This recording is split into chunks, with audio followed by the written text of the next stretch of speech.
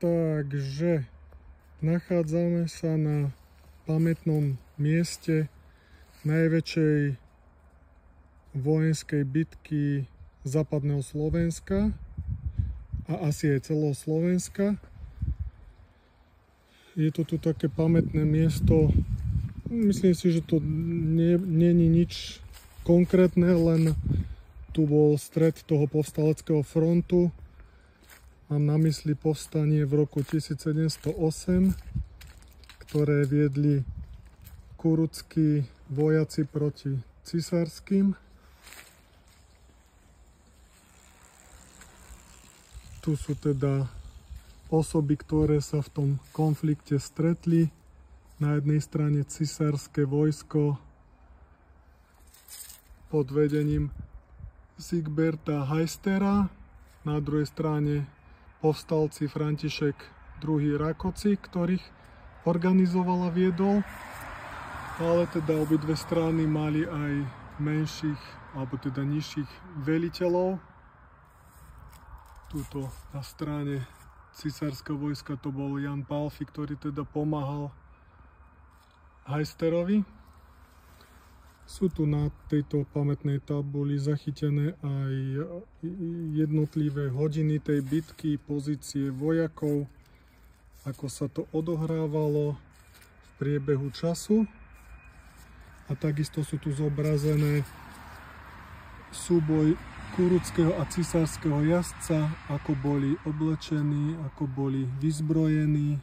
Kurucký jazdec, francúzsky granatník a tambor, cisársky husár, cisársky kyrisník a kurucký pešiak. No a teraz sa presuniem teda na nejaké miesto, z ktorého bude lepšie vidieť celá situácia a aj terén. Takže nachádzam sa stále ešte v obci Hamre v Trenčianskom okrese, aj blízko Trenčína, ktorý sa nachádza tuto za kopčekami, to je sídlisko Juh. Pripomínam, že tieto moje videjka, ako aj predošlé, sú autentické, bez scenára, čiže hovorím to, čo si pamätám a to, čo som si o téme, ktorá ma zaujíma, prečítal. Takže ešte raz, tu sa stretli dve vojska, cisárske proti povstaleckým, kde to cisárske viedol generál Sigbert Heister a povstalecké František II. Rakoci aj so svojimi teda pobočníkmi. Je tu ten pamätník v Hamroch, pretože tu bol stred toho povstaleckého frontu. Ľavé krídlo bolo pred nami smerom na juh, čiže Trenčianska Turna a časť tejto obce Hamre.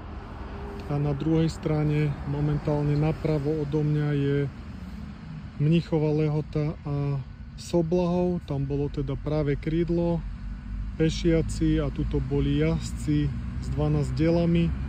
A bola to teda armáda o počte 15 000 versus teda 5 000 cisárskych, čiže obrovská prevaha počtom.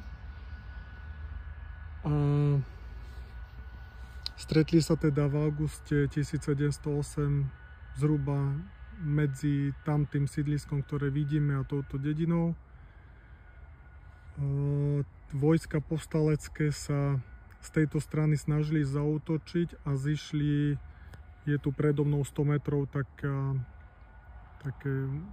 údolie, je to tu taký vlnitý terén, čiže snažili sa tadiaľ útočiť na cisárske vojska, ktoré smerovali od Trenčianskeho hradu, ktorý je za tým kopčekom predo mnou a za tým sídliskom. Ale tuto dole tečie voda, vidno tam podľa stromov, že ešte tečie nejaká rieka. Tam sa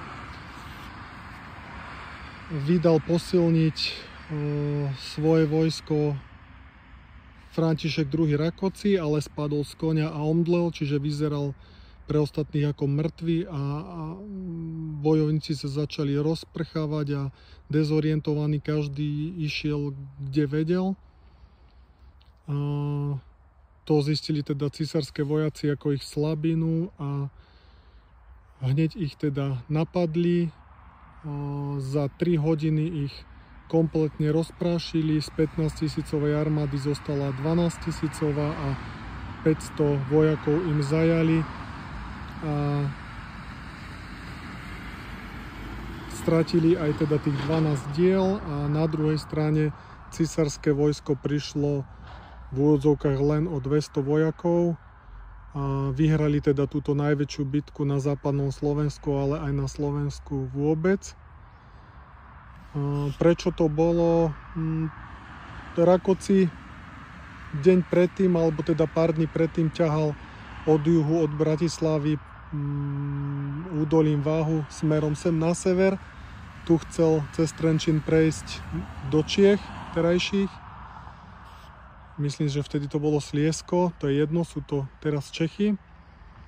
A nemal v pláne zaútočiť na Trenčiansky hrad, ktorý je teda tam za kopčekom, ale túto pri vínku večer ho kolegovia nahovorili, ale na Trenčianskom hrade bola posilnená posádka císarskými vojskami a ďalší vojaci teda, myslím si, že z Bratislavy sa presúvali tiež údolím Váhu nočný pochod, čiže tá počtom menšia skupina 5000 císarských vojakov celú noc pravdepodobne kráčala z Bratislavy peši aj s plnou polnou, čiže žiadna prechádzka len tak, že kardio.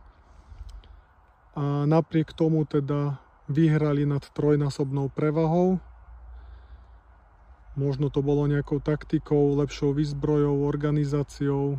Tak to proste býva, že 5000 dobre vycvičených a inteligentných vojakov premôže 15 000 neorganizovaných a hlúpakov. Nehovorím, že to je tento prípad, ale tak to býva a je možné, že to aj tu tak bolo, pretože povstalecká armáda, Rakoci ho boli pozbieranci zo Slovenska, často aj roľníci nespokojní, ktorí chceli teda proti tomu císarskému, kráľovskému a habsburskému vojsku bojovať a teda zaistiť si lepší život, ten svoj, aj s rodinou. A to je asi tak všetko, čiže stretli sa tu povstaleckí Kuruci a císarskí Labanci v roku 1708 v auguste a dopadlo to tak, ako som povedal. Zaujímavosťou bitky pri Hamroch, niekto povie pri Trenčíne, niekto pri Trenčianskej turnej, zrejme kto je skádiaľ takto názve, ale teda povedzme, že bitka pri Hamroch. Zaujímavou pikoškou je, že teda tu bojoval aj Janošík na strane Františka II. Rakociho, ktorý potom pravdepodobne podľa dokumentov upadol do zajatia císarského vojska habsburského a bol teda asi nejaký čas na Trenčianskom hrade, kde sa potom v priebehu času ako císarský vojak dostal do Bytče, kde strážil aj Úhorčíka, respektíve Mravca, čo potom teda zrejme určilo jeho ďalší zbojnícky osud a nešťastný koniec. Celkovo v lokalite teda tohto stretu je tu zvlnený terén, neprehľadný, je tu údolie, potom zrazu veľký kopec, čiže pre tú armádu to muselo byť zložité vôbec niečo plánovať, ale inak príroda, prostredie krásne, Považský Inovec, super.